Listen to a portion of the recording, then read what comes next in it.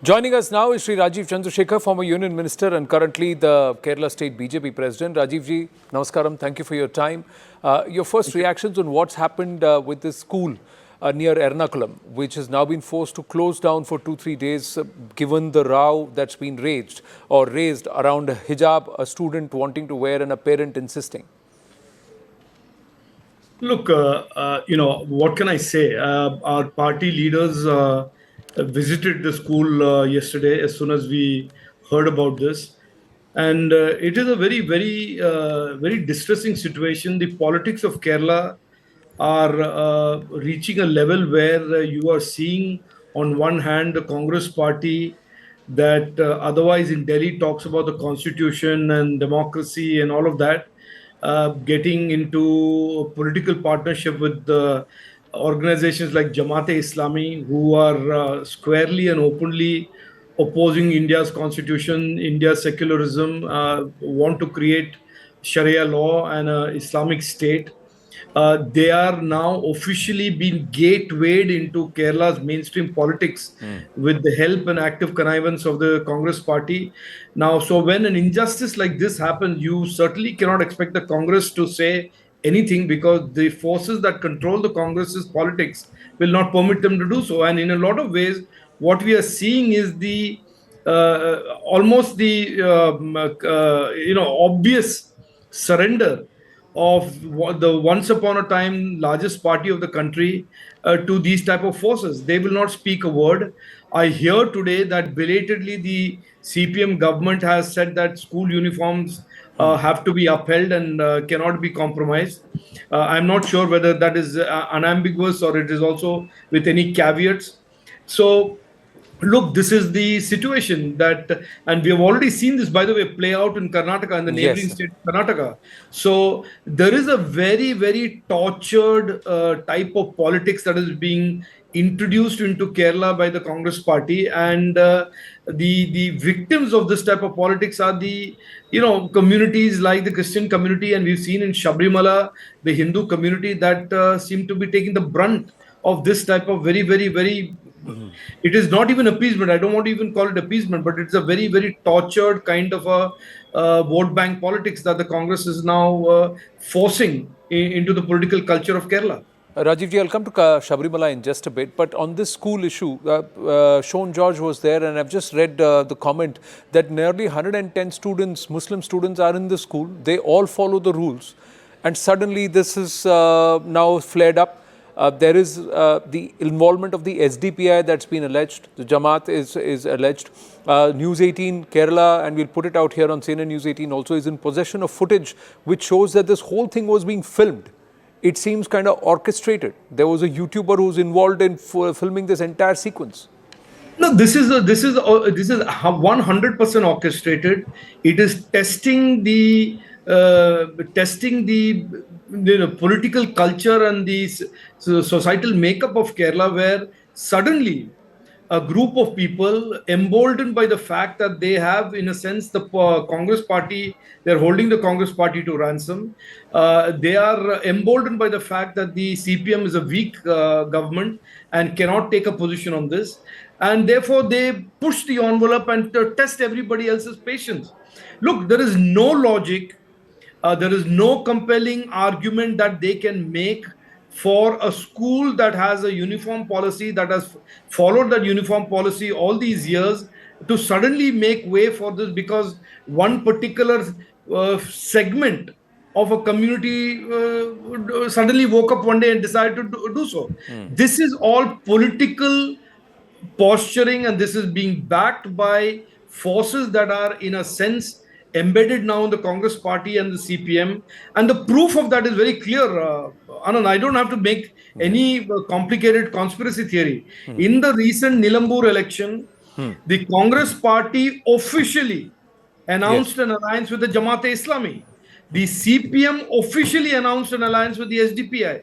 So if you are the two largest parties traditionally in Kerala are openly surviving on the basis of their support, then what is the strength of institutions to push back? And that is where the BJP is standing tall and firm and strong and say, we will not allow this. And if it comes to having to scrap this out, we are willing to scrap this out, because legally, every other way, we will explore that this type of forces should not make way into the society of culture, and not only Kerala society and Kerala's culture, but more importantly, they should not start subverting and taking control of and redirecting where the state is going. The Kerala Christian community has complained. It was one of the first to go to court with the issue of love jihad. They have complained about narco jihad. They've talked about Islamist and radical outfits targeting their, fraternity, especially the women there, young girls, and it's not just the Hindu community that's under pressure. What happens in this dynamic here? Where does the Christian community then turn to, or who does they turn to if both the left and the Congress, as you allege, are in bed with the radicals? And it is that is the legitimate question, Anand. The question today is: look, there was an open case of love jihad in Ernakulam district, where the suicide note of a young Christian girl says that she was being forced to convert by her alleged boyfriend, fiance, whatever you want to call it. And the police, the Kerala police, under the Home Minister Pinarayi Vijayan, tries to hush it up, cover it up. Now, look, when those who are supposed to enforce the law, when those who are in charge of law and order and to ensure proper accountable behavior of every citizen, if that institution gets compromised and playing soft peddling these type of crimes, then doesn't that embolden these forces? It's common sense that the law-abiding, hard-working communities today in Kerala, the Malayalis that belong to the Christian community, the Malayalis that belong to the Hindu community, I hasten to add, a lot of Malayalis belonging even to the Muslim community are being held ransom in some sense, and have been taken hostage by this type of very, very shameless appeasement politics that has been driven by the Jamaat-e-Islami and SDPI and organizations like this. So you're saying, by the way, are not making it at all. There is nothing subtle about their intentions. They have publicly said, the Jamaat-e-Islami, which is the Congress's partner, has publicly said we want to introduce Sharia law into Kerala. They have publicly said we are against democracy. They have publicly said we don't like secularism. And this is the party that Rahul Gandhi's Congress is today in a political alliance, formal political alliance, and is gatewaying into Kerala's politics. So the innocent people, the hardworking people, Malayalis of Kerala, are fed up of this. This is, we all want to live our lives peacefully, work hard, create a better future for our children. And certainly when our children go to school, we don't want to be worried about the fact that there is some madcap SDPI man who suddenly wants to introduce Sharia or Hijab or all these kind of obscurantist issues into our schools. That is not what parents should be worried about. Parents should be worried about whether the children are getting good education. Are they studying in safe schools? Are they getting the skills required to create a better future? Instead of being dragged into this type of nonsensical, obscure, going backward 3-generation type of behavior by the SDPI and the Jamaat-e-Islami. Right.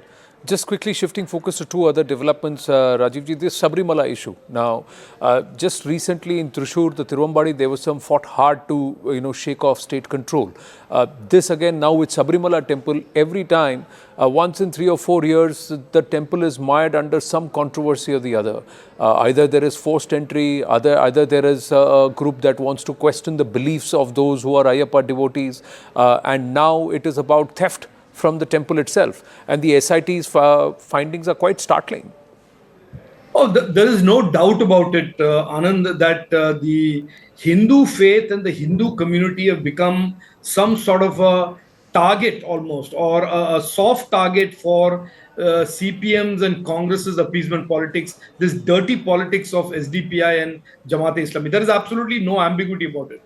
The facts prove themselves.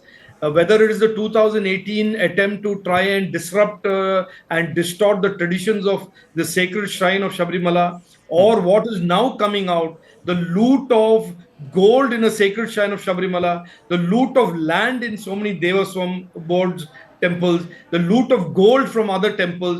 Now, the question, natural question. And look, when I went to Kerala and when I was given this responsibility, I swore that I will not bring up any communal issues and I would focus on development. I would focus on the future of our state. But these issues are being thrust on us. Why is it that this is happening only in a Hindu temple? And I say this with all responsibility, Anand, that if this had happened in a place of worship belonging to the other community, the other Muslim community, the chief minister would be there in a flash, holding the legs and feet of those that community members and seeking forgiveness. Instead, the shamelessness, the utter unforgivable shamelessness of the current dispensation is he has the gall and the temerity to say, no, this is not corruption. This is a small slip up. 4.5 kgs of gold gone missing from Sabarimala Anand. By no stretch of imagination is a slip up. Or maybe Mr. Pinarayi Vijayan is now redefining corruption in the Congress's scale, saying unless it's 40 kgs of gold loot, it is not corruption, and everything else below 40 kgs of gold is a slip up. This is, it is, I say this with some degree of angst and of course responsibility. It is almost like the Hindu community is a soft target for these two parties and their appeasement politics. And I have made it very clear in the last 1 week that the days of that nonsense is over. If the Congress or the CPM does anything against anybody's faith, any believer, through corruption, through exploitation, through intimidation, we will pursue them through the laws of the land and the rules of the land and make sure they are accountable. Well, my final question, we have limited time, but my final question, the inflation numbers for September 2025 are out and Kerala is at 9.05%. Compared to some other states which are at 4.38, 3.33, 3.06, Madhya Pradesh at 0.15, Telangana at 0.15 and Bihar at 0.51. So be it either side, your reaction on this? Yeah. Anand, the Pinarayi Vijayan government came to power in 2016 and their slogan was Ellam Shari'av, everything will be set right. 10 years on, the only thing that they have set record for is family corruption, wholesale corruption in temples and Devaswam boards, conversion of Devaswam boards into organizations of brokers and the crooks. They have the highest unemployment in the country, the highest unemployment.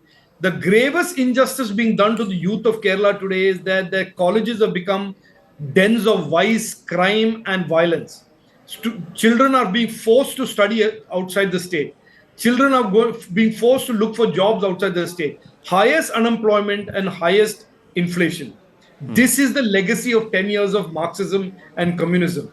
And therefore, this I constantly tell Mr. Pinarayi Vijayan, the Chief Minister of the state, instead of wasting his time and energy in talking about Hamas and Gaza and all of these so-called nonsensical geopolitical things that he loves to speak about, let him talk about the children and the youth of Kerala.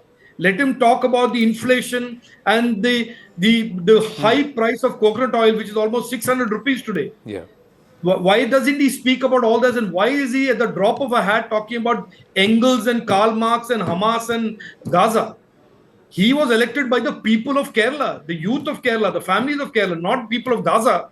So what is he, why is he bent out of shape about what is happening in Gaza? Why isn't he not worried about what is happening to the youth and families of Kerala? So that is the question that needs to be asked and asked again.